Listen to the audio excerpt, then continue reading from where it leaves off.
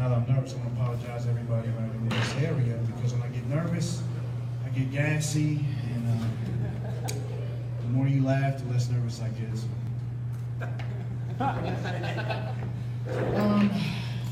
Pretty new to San Antonio. You guys are good to me and my family, but you guys are a little bit racist. Well, I don't want to touch it, but I can't help it. But you know what? Maybe you guys aren't racist. Let me tell you what happened to me yesterday, right?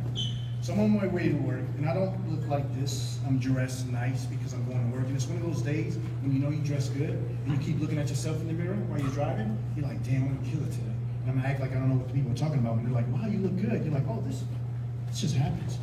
So I'm ready to pay it forward, right? I want to tell people, like, I look good. I want to help everybody out. I want to be in everybody's face. I'm driving down the freeway, and I see a nice, brand new Cadillac. The gas cap is open, and the gas cap is hanging up. So I'm like, oh shit, this is my chance to tell somebody, like, hey, you need help. Your gas tap is open. So I get over there, and I'm hauling ass trying to reach this lady, right? She's bobbing in and out of the lanes, and I get next to her.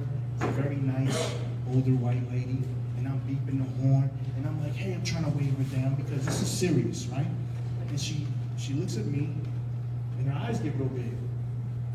So I'm like, yeah, she must know already. So I'm like, your gas cap is open.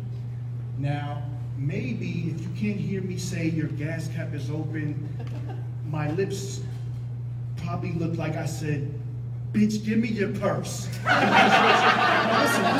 listen, what she did next, when she looked at me, she looked down at her purse, and she locked all the fucking doors. And I'm like, does she think I'm gonna rob her on the freeway? And then she hauls ass.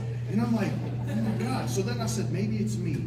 So I look in the rear view because I think maybe I wore my bloody ski mask to work again. Because I do that from time to time. But this time I didn't have it on. So I'm hauling ass trying to get up to her because I want to tell her about herself. Now my feelings are hurt, right? So she gets off on the exit, and it happens to be the same exit I'm getting off at. And I'm like, yes. She pulls into the parking lot. I get up next to her. I see her watching me, and she's on the phone. And I'm like, I don't care. I'm going to tell you about yourself, right? And as I get closer, right, she's up to the door's open, and she's watching me, and she's standing there, and she's trying to block, like, the whole inside of her car because she knows I want to steal her purse, right?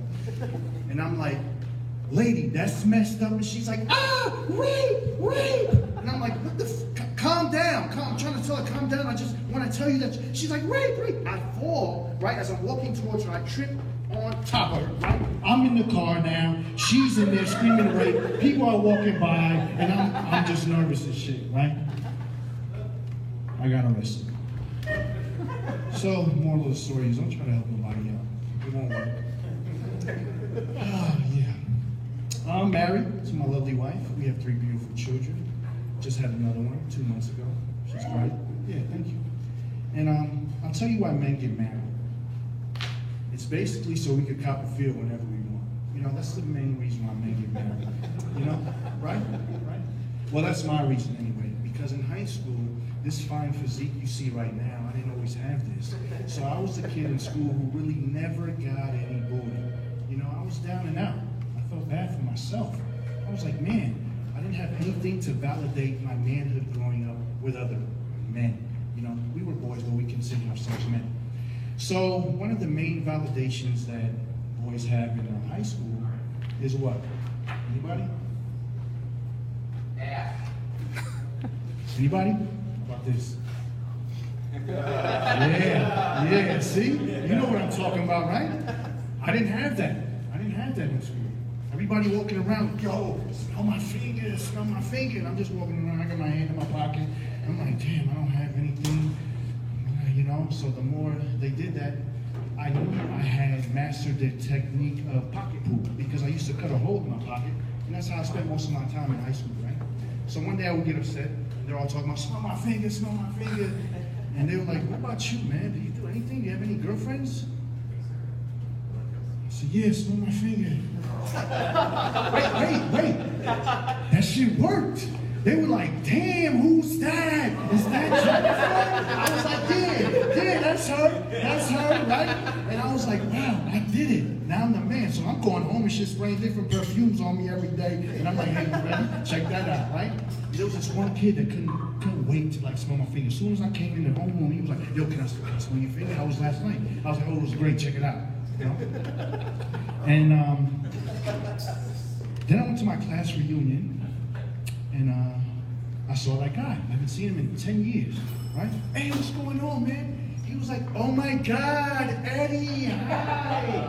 I was like, oh shit, this dude is gay. Like, I'm his first love, and he doesn't even know it. You know what I'm saying? I couldn't believe it. I was like, how are you doing? He was like, I'm doing great. I was like, how long have you been like this? He was like, I mean, a little after high school, I don't know what happened, but and I was like in shock. I felt so bad, like, wow, man, you are in love with me. You don't even know it, you know? So I got all this information, and I'll send them anonymous Valentine's Day cards and shit like that. My name is Eddie Rivera. Thanks a lot.